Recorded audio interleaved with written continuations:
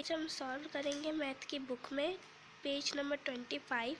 ये हमारी मैथ की बुक है। ओके, ये हमारा पेज नंबर 25 और ये हमारा टॉपिक है रैशनल नंबर्स। आज हम करेंगे exercise number 2 fill in the blanks. ये सारा मैंने यहाँ पर उतार कर रखा है। फिल इन द ब्लैंक्स जो भी बुक में लिखे हुए थे मैंने यहाँ उतार दिए हैं आपको समझाने के लिए। अब हम पहले फिल इन द ब्लैंक्स पढ़ते हैं। यहाँ पर लिखा हुआ है 56 upon minus 96 is expressed in standard form as. यहाँ पर इसका आंसर आएगा -7/12। ये माइनस इन दोनों के बीच में है। ये कैसे आया आंसर मैं आपको समझाती हूँ। यहाँ पर मैं आपको समझाती हूँ कि आंसर कैसे आया। हमारे पास लिखा हुआ था 56 अपॉन माइनस 96। अब हम इन्हों को जितने टेबलों के साथ काट सकते हैं हम काटेंगे। कैसे काटेंगे? पहले हम छोटा टेबल देखते हैं। 2 के टेबल में 5 आता है, नो, तो हम 1 इसको दे देंगे तो ये क्या हो जाएगा? 4 हो जाएगा। अब 2 के टेबल में 4 कितनी दफ़ा आता है? 2 दफ़ा आता है। और अब हम देखेंगे तो 16 2 के टेबल में आता है, कितनी दफ़ा आता है? 8 टाइम्स। और अब 9 तो नहीं आता, तो हमने जैसे ऊपर किया वैसे ही नीचे करेंगे। हम इसको दे देंगे 1, तो ये हो जाएगा 8। अब ये 8 हमने 1 इसको दे दिया तो ये 8 हो गया। 8 कितनी दफ़ा आता है? 2 4 द 8। और 16 कितने दफ़ा आता है? 8 दफ़ा आता है। तो अब हम इसको फर्दर और कट कर सकते हैं, तो हम और कट करेंगे। 2 के टेबल में 2 कितनी दफ़ा आता है? 1 दफ़ा आता है। और 8 कितनी दफ़ा आता है? 4 दफ़ा। और 4 कितनी दफ़ा आता है? 2 दफ़ा। और 8 कितनी दफ़ा आता है? 4 दफ़ा। और अब हम इसको और भी काट सकते हैं, और भी 2 के टेबल में आ रहा है ये। तो अब हम 14 कितनी दफ़ा आता है 2 के टेबल में? 7 दफ़ा। और 2 कितनी दफ़ा आता है? और 4 कितनी दफ़ा आता है? 2 दफ़ा। तो यह हमारा आंसर निकला 7 और 12, 7/12। अब जो ये नीचे वाला माइनस है ये यहाँ पर आ जाएगा बीच में। तो ये हुआ हमारा आंसर। यहाँ पर भी यही आंसर है। ओके, अब हमारा यहाँ पर है which of the fraction is greater 3/4 और 11/15। अब यहाँ पर हमारा ग्रेटर कौन सा है? 3/4।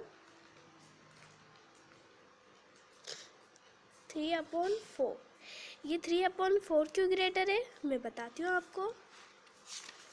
यहाँ पर बताती हूँ मैं आपको। यहाँ पर हमारे पास 2 थे फ्रैक्शंस फॉर्म। एक था 3/4 और दूसरा था 11/15। ओके, ये दोनों थे। अब पहले हम इनों को जो है 3/4 को डिवाइड करके देखेंगे। 3/4 हमने इसको डिवाइड किया तो डिवाइड में हमारे पास आंसर आया। तो डिवाइड करने के बाद हमारे यहाँ पर आंसर आ गया 0.75। और उसके बाद हम नेक्स्ट डिजिट को यानी कि इसको डिवाइड करेंगे। 11 divided by 15 is equals to, हमने डिवाइड किया तो उसका आंसर आ रहा था 0.73 और 3 आगे चलता ही जा रहा था। तो हमने क्या किया? डिवीजन स्टॉप कर दी। तो ये हमारा ये हमारा आंसर आया था 3 divided by 4 is equals to 0.75 और 11 divided by 15 is equals to 0.73। तो अब हम इन दोनों में देखेंगे कौन सा बड़ा है और कौन सा छोटा है। ये बड़ा है तो हमारा आंसर क्या आया, ये मतलब कि 3 डिवाइडेड बाय 4 है तो हमारा 3/4 जो है ये ग्रेटर नंबर है, जैसा कि आंसर में दिया हुआ था। यहाँ पर तीसरा लिखा हुआ है the reciprocal of 5/7 is dash. अब रेसिप्रोकल की क्या मानी है आपको पता है?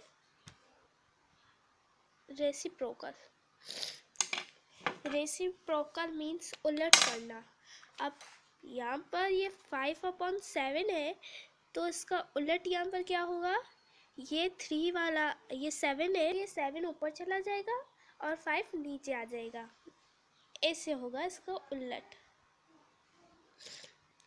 ओके, तो आंसर हमारा ये हुआ, रेसिप्रोकल फॉर्म ऐसे बनती है। यहाँ पर लिखा हुआ था 5/7 तो इसका उलट हो गया 7/5। बात हमारा यहाँ पर 4 है, नंबर 4 है हमारा इज 57 लेस देन 25। अब जैसे कि हमने पहले डिवीजन करके हमने वो ग्रेटर देन वाला किया था, वैसे ही हम इसे करेंगे। चलिए मैं आपको समझाती हूँ। यहाँ पर हमारे पास फिर से दो वैल्यूज़ हैं, 5/7 और 2/5 हो गई दो वैल्यू। अब हम देखेंगे, पहले इसको डिवाइड करेंगे फिर इसको डिवाइड करेंगे। यहाँ पर है 5 डिवाइडेड बाय 7 और यहाँ पर है 2 डिवाइडेड बाय 5। ओके, इसे डिवाइड करेंगे। जब हमने इन्हों को डिवाइड किया तो 5 डिवाइडेड बाय 7 का आंसर आया 0. तो 5 डिवाइड बाय 7 तो उसका ये आंसर आया। और जबकि 2 डिवाइड बाय 5 का आंसर आया हमारे पास 0.4। तो ये बड़ा हुआ या ये बड़ा हुआ? सॉरी, ये नंबर इतना बड़ा है, ये नंबर हमारे पास इतना बड़ा है, क्या ये इससे छोटा है? नो। तो यहाँ पर हमारा आंसर आएगा नो।